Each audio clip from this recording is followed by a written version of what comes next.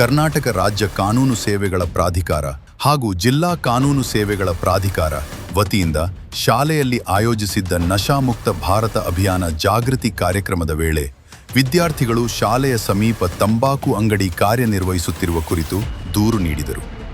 ವಿದ್ಯಾರ್ಥಿಗಳ ದೂರಿನ ಆಧಾರದ ಮೇಲೆ ತಕ್ಷಣವೇ ಪೊಲೀಸರಿಗೆ ಮಾಹಿತಿ ನೀಡಲಾಯಿತು.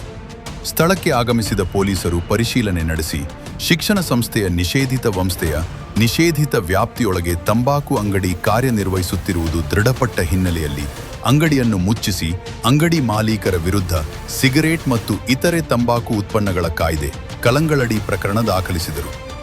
COTPA ಕಾಯ್ದೆಯ ಸೆಕ್ಷನ್ 6ರ ಪ್ರಕಾರ ಯಾವುದೇ ಶಿಕ್ಷಣ ಸಂಸ್ಥೆಯ 100 ಯಾರ್ಡ್ ಸುಮಾರು 91.4 ಮೀಟರ್ ವ್ಯಾಪ್ತಿಯೊಳಗೆ ತಂಬಾಕು ಉತ್ಪನ್ನಗಳ ಮಾರಾಟ ಸಂಪೂರ್ಣ ನಿಷೇಧಿಸಲಾಗಿದೆ. ಶಾಲೆಗಳ ಸಮೀಪ ತಂಬಾಕು ಮಾರಾಟವಾಗುತ್ತಿದ್ದರೆ ಅಥವಾ ವಿದ್ಯಾರ್ಥಿಗಳಿಗೆ ತಂಬಾಕು ಉತ್ಪನ್ನಗಳನ್ನು ಮಾರಾಟ ಮಾಡುತ್ತಿರುವುದು ಕಂಡುಬಂದರೆ ತಕ್ಷಣವೇ ಪೊಲೀಸ್ ಸಹಾಯವಾಣಿ 112ಕ್ಕೆ ಕರೆ ಮಾಡಿ ದೂರು ದಾಖಲಿಸುವಂತೆ ಕರೆ ನೀಡಿದರು. ಡ್ರಗ್ಸ್ಗೆ ಇಲ್ಲ ಎನ್ನಿ, ತಂಬಾಕಿಗೆ ಇಲ್ಲ ಎನ್ನಿ, ಜೀವನಕ್ಕೆ ಹೌದು ಎನ್ನಿ.